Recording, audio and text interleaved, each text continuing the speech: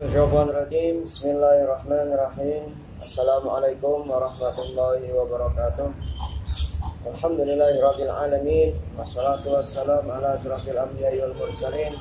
Sayyidina wa habibina wa syafi'ina Rasulillah Muhammad bin Abdullah sallallahu alaihi wasallam wa ala alihi wa sahbihi ajma'in.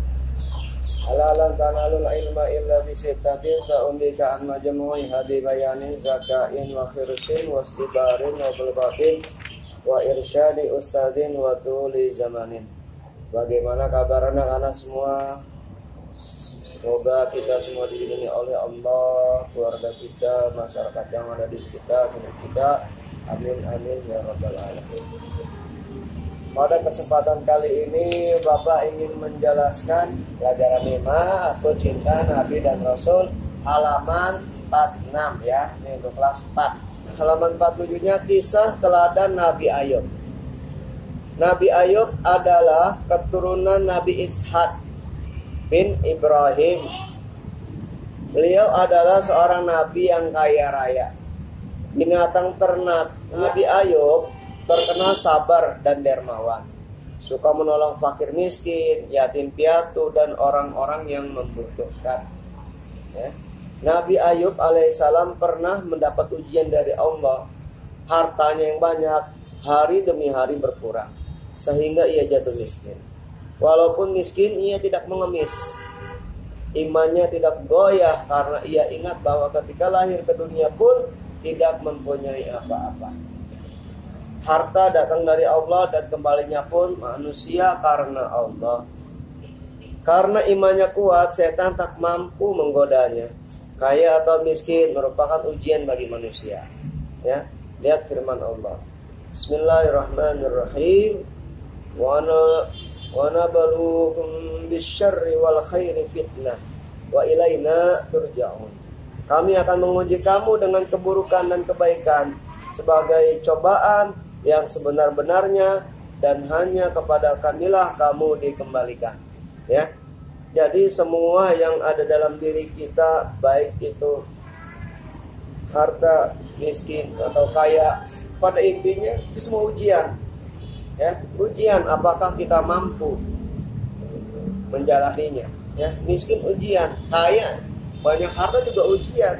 Nabi Ayub baik ketika kaya raya ataupun ketika miskin, senantiasa taat kepada Allah. Yang penting itu, taat kepada Allah, menjalankan perintah Allah dan menjauhi larangannya. Bahkan ketika ia jatuh miskin, Nabi Ayub ini, harta yang ada selalu dia sedekahkan. Dia yakin bahwa orang miskin yang bersedekah lebih mulia di sisi Allah. Sebaliknya orang kaya yang kikir adalah yang paling hina di sisi Allah. Kemudian Nabi Ayub alaihissalam diuji dengan penyakit kulit, bisul, panas, dan gatal, sehingga orang-orang menjauhinya. Bahkan mereka membuang Nabi Ayub ke padang pasir yang jauh dari keramaian penduduk karena takut tertular penyakit.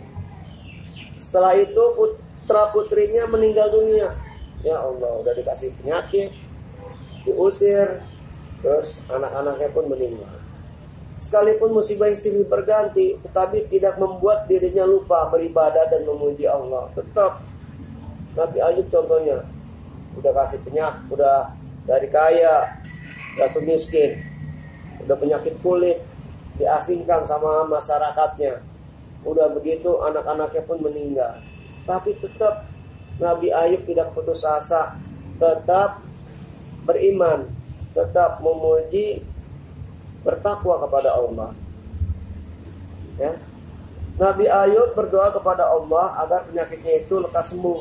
Doa Nabi Ayub dikabulkan Allah dalam firman Allah dalam Quran surat Al-Anbiya ayat 28. Maka kami kabulkan doanya, lalu kami lenyapkan penyakit yang ada padanya, dan kami kembalikan keluarganya kepadanya. Jadi suatu ketika tuh waktu penyakit itu, Nabi Ayub punya penyakit kulit, ya, penyakit kulit, keluarganya, terutama istrinya, meninggalkan Nabi Ayub karena penyakit kulitnya itu bisa dikatakan menjijikan, ya, menjijikan.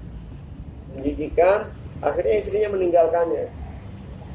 Setelah Tapi setelah penyakit Nabi Ayub ini diangkat sama Allah, Nabi Ayub menjadi pemuda yang ganteng pada saat itu dan menjadi kaya raya lagi.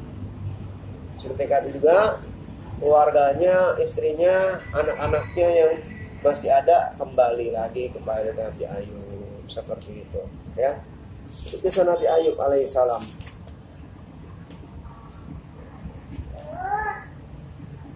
Ya. Kita lanjut ke kisah teladan Nabi Musa alaihissalam. Nabi Musa lahir di zaman Raja Fir'aun. Di masa itu Fir'aun memerintahkan setiap bayi laki-laki yang lahir harus dibunuh karena pengaruh mimpinya. Menurut ahli nujumnya, mimpi Raja Fir'aun menandakan akan lahir seorang bayi laki-laki dari Bani Israel yang kelak akan membinasakan kekuasaannya. Raja Fir'aun terkenal sombong dan mengaku dirinya sebagai Tuhan. Ini Raja Fir'aun ini raja paling sombong yang kaya raya, umurnya hampir 1000 tahun. Dia mengaku dirinya sebagai Tuhan. Kenapa? Karena dia nggak pernah sakit pada saat itu. Kayaannya melimpah. Allah melindungi Nabi Musa alaihissalam dengan menurunkan ilham kepada ibu Musa agar anaknya Musa itu dimasukkan ke dalam peti kemudian dihanyutkan ke dalam sungai Nil. Jadi pas saat kelahiran Nabi Musa, memang Raja Fir'aun ini bermimpi bahwa kekuasaannya akan ditenggelamkan oleh anak laki-laki yang lahir.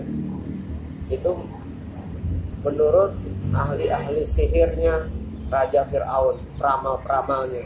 Jadi makanya bayi-bayi yang lahir langsung dibunuh. Walaupun udah di luar nih, dibunuh. Laki-laki, yang penting laki-laki dibunuh. Yang masih di dalam perut, apakah itu laki-laki atau perempuan, langsung dibunuh. Begitu, kejam. Bayi Musa pun diselamat. Akhirnya setelah itu Nabi Musa itu lahir, ya, oleh perempuan yang bernama Yokabat, ya. Nabi